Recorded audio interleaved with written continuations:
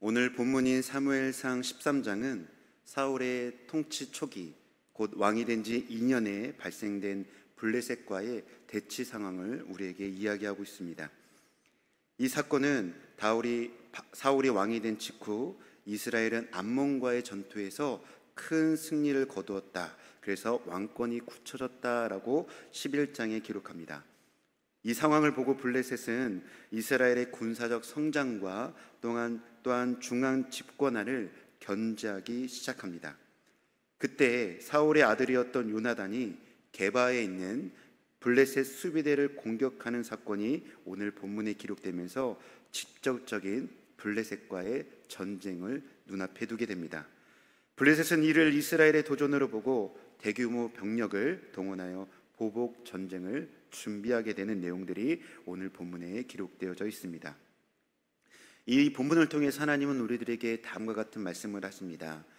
하나님은 하나님을 믿고 따르는 백성들이 인생을 살아가면서 많은 어려움과 힘듦을 당한다 할지라도 하나님의 말씀과 질서를 지키는 것을 하나님은 기뻐하신다라는 겁니다.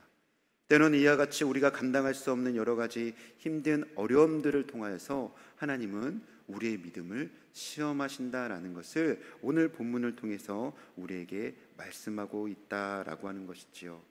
수치적으로 봤을 때는 사울과 블레셋 간의 이 전투의 병력의 규모는 비교가 되지 않는 숫자적인 열세를 가지고 있었던 것이 바로 사울이 처한 상황이었습니다.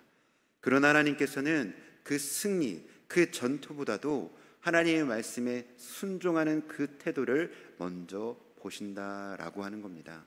사랑하는 성도 여러분, 오늘 본문을 통하여서 그 하나님의 마음을 깨닫고 하나님이 기뻐하시는 대로 살아가기를 다짐하고 순종할 수 있는 우리 모두가 되시기를 주님의 이름으로 축복합니다.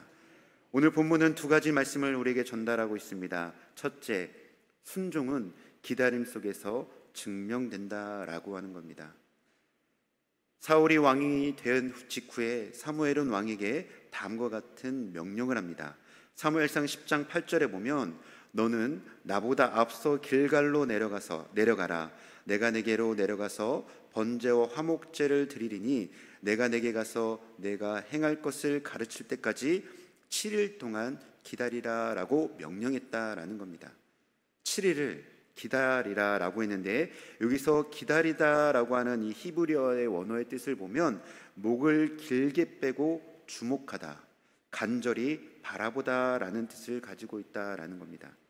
즉 하나님께서 이 7일이라는 기간을 주신 것은 하나님께서 일하실 그 때를, 또 하나님께서 이 전쟁 가운데 승리하게 하실 것을 믿음으로 집중해서 바라보라 라고 했다라는 겁니다.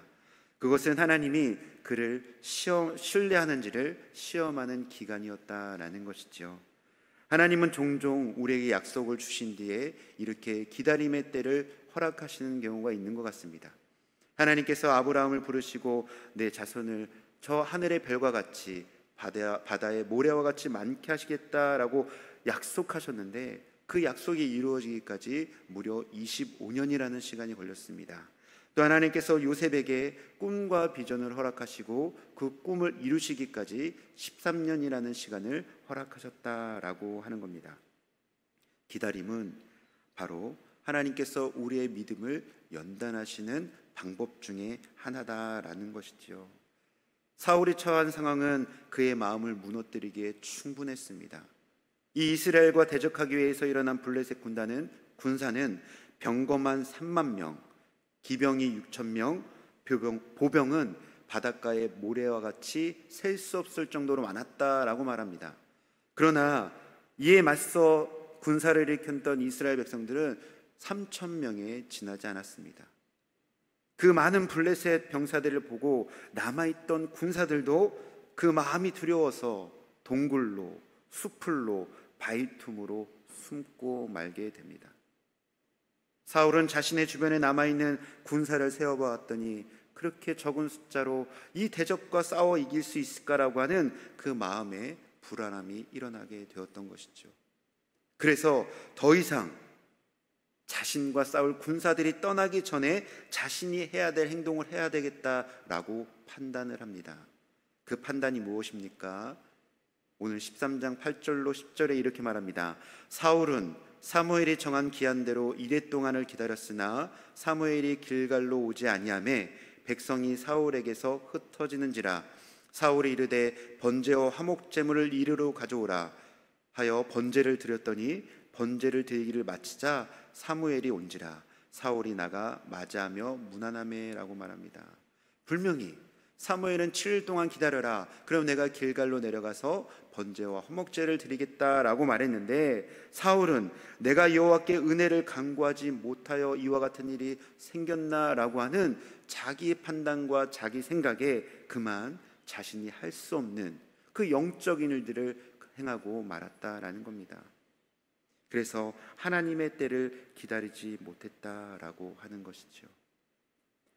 하나님의 때가 남아있다라고 한다면, 백성이 떠나간다 할지라도, 적이 다가온다 할지라도, 그 상황이 위급하다 할지라도 우리는 기다려야만 한다라는 것을 오늘 본문은 우리들에게 말씀합니다. 시편 27편 14절을 보십시오. 너는 여호와를 기다릴지어다, 강하고 담대하며 여호와를 기다릴지어다 라고 우리에게 말씀하고 있습니다. 우리는 하나님의 때를 기다려야만 합니다. 하나님께서 일하실 그 때를 우리는 소망하며 집중적으로 바라봐야만 한다라는 것이지요. 우리는 두 가지 시간 속에 살아가고 있습니다. 첫째 시간은 크로노스, 물리적인 시간입니다. 이 세상 사람들과 함께 보내는 시간대이지요. 하지만 우리에게는 또 하나의 시간이 있습니다. 바로 카이로스, 하나님의 시간입니다. 우리는 세상의 시간 속에 살아가지만 하나님의 시간을 바라보면서 살아가는 삶을 살아야 한다. 그때를 기다려야 한다는 것을 우리에게 본문은 말씀하고 있습니다. 우리의 가정에서, 우리의 사역에서, 개인의 삶 속에서 조급함을 내려놓으시고 하나님의 시간을 따라 살아갈 수 있는 저와 여러분 되시기를 주님의 이름으로 간절히 축복합니다. 사울에게 주어진 그 7일의 시간은 단순한 시간이 아니라 하나님이 그 마음을 저울질하시는 시험대였습니다. 하나님은 이 시간 우리에게도 그 시험을 하실 수 있습니다. 정말 우리가 하나님을 믿고 바라면서 그 시간을 믿음으로 기다리는지, 아니면 사울과 같이 조급함의 상황에 쫓겨 하나님의 뜻을 구하지 못하고 내 뜻대로 행하고 있지는 않은지. 사랑하는 성도 여러분, 내 때가 아니라 하나님의 때를 기다리는 그 순종으로 하나님의 승리를 경험할 수 있는 저와 여러분 되시기를 주님의 이름으로 축복합니다. 두 번째는 무엇입니까? 하나님은 순종하는 자를 통해서 역사하신다라는 것을 보여줍니다. 사무엘이 사울에게 도착했습니다. 그리고 이렇게 말합니다. 왕이 망령되이 행하였도다.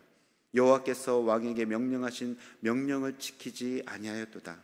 그리하였더라면 여호와께서 이스라엘 위에 왕의 나라를 영원히 세우셨을 것이거니라 라고 말합니다.